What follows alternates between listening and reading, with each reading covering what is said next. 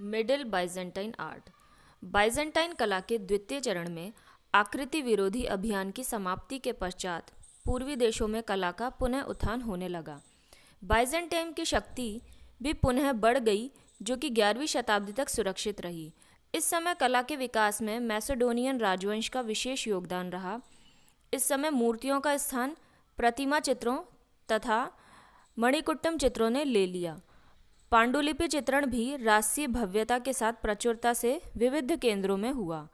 राजकीय संरक्षण और ईसाई मठों के नियंत्रण में सुसंगठित चित्रशालाओं का विस्तृत विकास हुआ और ईसाई धर्म का प्रभाव अनेक देशों में फैला। शास्त्रीय परंपरा की पुनरावृत्ति होने लगी, किंतु बाइजेंटीन कला का स्वरूप वैसा ही बना रहा। इस समय बाइजेंटीन कला एक राष्ट्रीय शैली के रूप में विकसित हुई। बाइजेंटाइन कलाकारों ने शास्त्रीय यथार्थवाद को अपनी दृष्टि से देखा, जिसके कारण उनकी कला का निजी स्वरूप बना रहा। मिडिल बाइजेंटीन आर्ट के अंदर architecture, wall painting, mosaic, wooden panel और बुक पेज के बारे में हम जानेंगे। आर्किटेक्चर में देखते हैं इंटीरियर ऑफ द कैथोलिकन। यूनान में हॉसियोलॉस ल्यूकस मठ के 2 गिरजाघर कैथोलिकन एवं वर्जिन थियोटोकस 10वीं-11वीं शताब्दी में बने, जो बाहरी अलंकरण की दृष्टि से भी अद्भुत थे। इनमें हल्के रंग के प्रस्तर व लाल रंग की ईंटों को अलंकरणात्मक रूप से संयोजित किया गया है। कैथोलिकन गिरजाघर का आंतरिक भाग पूर्ण रूप से संयोजित है।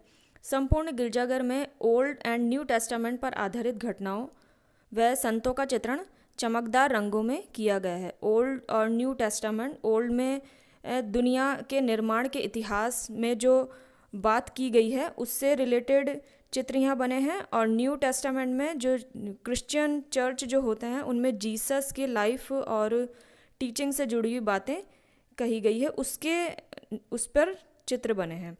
इन गिरजाघरों में सभी चित्रित घटनाएं नाटकीय संयोजन में युक्त है। यहाँ के रंगों की चमक मणिकुट्टम चित्रों के साथ साथ गिरजाघरों की दीवारों पर बनाए भित्ति चित्रों में भी है, जो कि गिरजाघरों को अत्यंत आकर्षण रूप प्रदान करती है। यहाँ से प्राप्त ईसा पॉन्टोक्रेटर तथा ईसा लैम ऑफ गॉड का मणिकुट्टम चित्र यहाँ की पेंटिंग में सर्वोच्च स्थान प्रदान करता है। इंटीरियर ऑफ सेंट मार्क्स, ये वेनिस इटली में है। यूनानी क्रॉस प्लान पर आधारित ये विशाल भवन 1063 ईस्वी में बनना प्रारंभ हुआ था।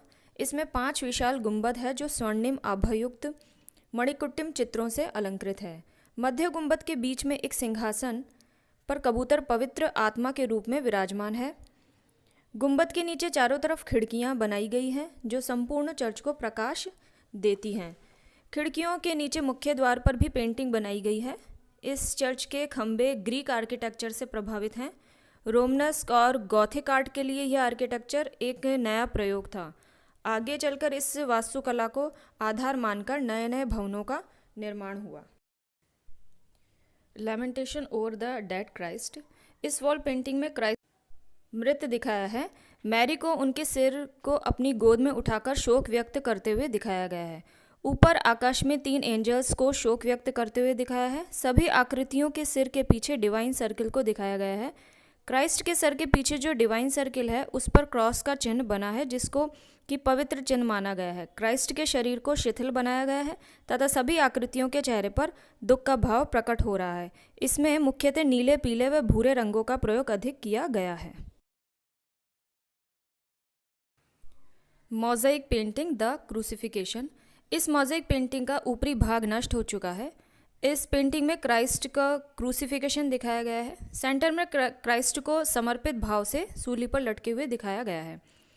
उनके सिर पर एक तरफ लटका हुआ है तथा एक पैर आगे व एक पैर पीछे की तरफ है तथा उनकी आंखें बंद हैं। उनके शरीर से रक्त की धारा बह रही है।